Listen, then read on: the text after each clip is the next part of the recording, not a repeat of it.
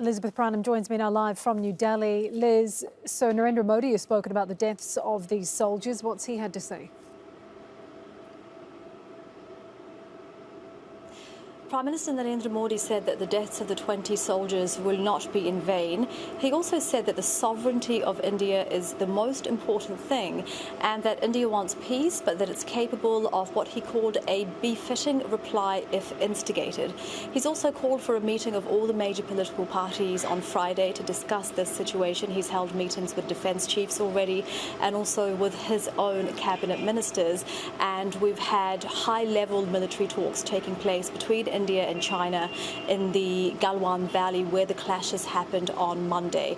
We've heard from China's foreign ministry, which has said that it's open to communication, but its comments aren't going to be well received in India because it's also said that the sovereignty of the Galwan Valley belongs to India. Well, that is going to be come as a surprise to many in India. Defense experts say that China is expanding its territorial claims, and the Ministry of External Affairs had said that China was trying to unilaterally change the status quo during de-escalation efforts in the region of eastern Ladakh. We know that both sides had increased their military presence in the region following skirmishes in May that Indian defense experts were accusing China of encroaching into Indian territory.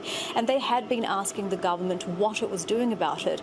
Well, the government had been holding talks with China, with both sides saying that they have the diplomatic channels in place to resolve any border disputes through dialogue, and yet we have reports, these 20 deaths in fact confirmed, at a time when the Indian government was assuring the public that it had the situation under control. But now there are a lot of questions about whether in fact it does, and a lot of pressure calls for India to act against China.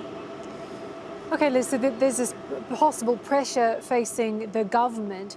Might India be keen to de-escalate, though, given this imbalance in military power, or perhaps other reasons as well?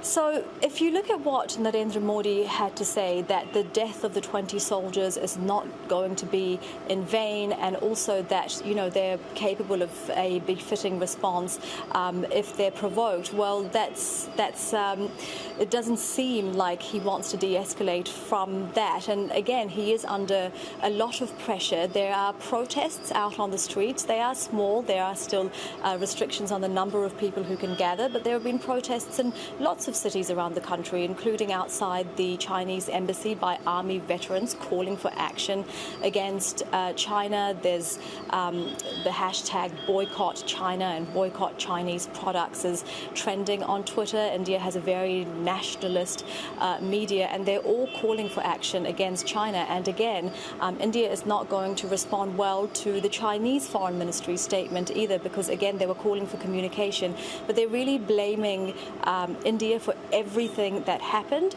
And as I mentioned, defense experts here say that claiming the sovereignty of the Galwan Valley, the entire sovereignty of that, well, that's new, and that's not part of China's territory.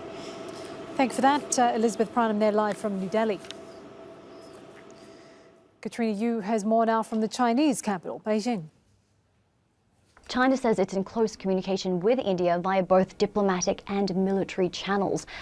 Foreign Ministry spokesperson Zhao Lijian spoke to the media today on Wednesday and said that both sides were intent on resolving this dispute through peaceful dialogue, and that China did not want to see any further clashes.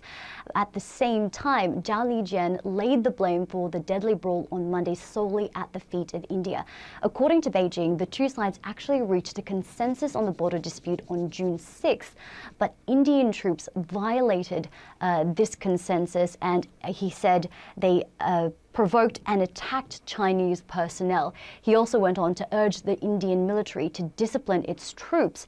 He went on to say further that the location where this altercation took place, the Galwan Valley, he said that this was and has always been Chinese territory, something that's heavily disputed by India. And he said that clearly it was clear that who was on the right and the wrong side of this clash that resulted in the deaths of those soldiers on Monday.